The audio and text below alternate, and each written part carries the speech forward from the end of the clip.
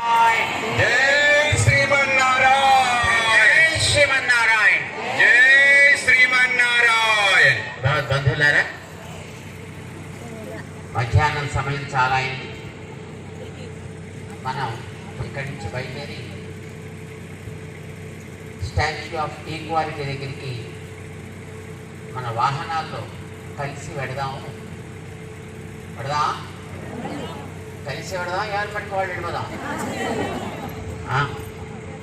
గోదాదేవి చెప్పింది, ఎవరి మట్టుకు వాళ్ళు వెళ్ళిపోవడం మంచిది కాదు. ఉన్నైక్కువాన్ బంధు నిన్ను, మనంతా కలిసి వెళ్ళాల్సిన వాళ్ళం కలిసి పెడదాం అని.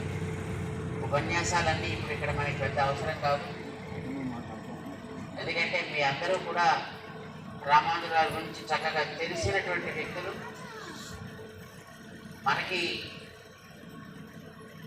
సమాజంలో అవసరం ఉండేటప్పుడు మన వంతు సేవలు అందించాలి, మన వంతు విజ్ఞానాన్ని, మన వంతు శారీరకమైనటువంటి శ్రమని కూడా మనం అందించాలి అనే వాస్తవాన్ని 1000 ఏళ్ల క్రితం సమాజానికి చెప్పినటువంటి మహనీయులు రామానుజాచార్యుల వారు.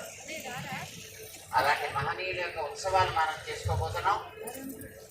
దేవుడి దగ్గర చేసేటువంటి ఉత్సవాలు ఒక ముక్తి కోసమనో భక్తి కోసమనో చేస్తాం, కానీ సమాజం అంతా కలిసి ఉండడం అనేటటువంటిది అది కేవలం మన భక్తి ముక్తి మాత్రమే కాదు, సామాజికమైనటువంటి ఒక సుస్థిరతకి, ఒక నిలకడకి,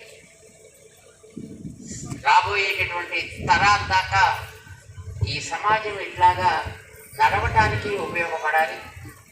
ఈవేళ మనం సమాజంలో చూస్తున్నాం, రకరకాలైనటువంటి ఉగ్రవాదాలు, తీవ్రవాదాలు పేర్లతోటి, మతాల పేర్లతోటి సమాజాన్ని విడదీసేటటువంటి రకరకాల పద్ధతులు, శక్తులే కనిపిస్తున్నాయి. కలిపే శక్తులు కనిపించట్లేదు.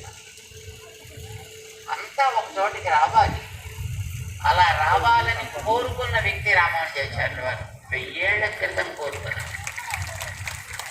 వారి ముందుదాకా అందరూ కూడా నువ్వు నా దగ్గరికి రాకు, నేను నీ దగ్గరికి రాను లాంటి వార్తలు, అలాంటి వార్తలు, అలాంటి పరిస్థితులు ఉండేవి. కానీ రామానుజ అందరం కలుద్దాం, సమాజంలో ఎన్ని వర్గాలు ఉన్నాయో అన్ని వర్గాల్ని పట్టుకొచ్చి దేవుడు ముందర ఒక టీమ్గా కలిపారు రామానుజుల వారు. ఇదే మార్గం మనందరికీ అని చెప్పారు. వారి కోసం మనం చేస్తున్నాం ఈ ఉత్సవాన్ని. ఆ భావన మనలో ఉంది.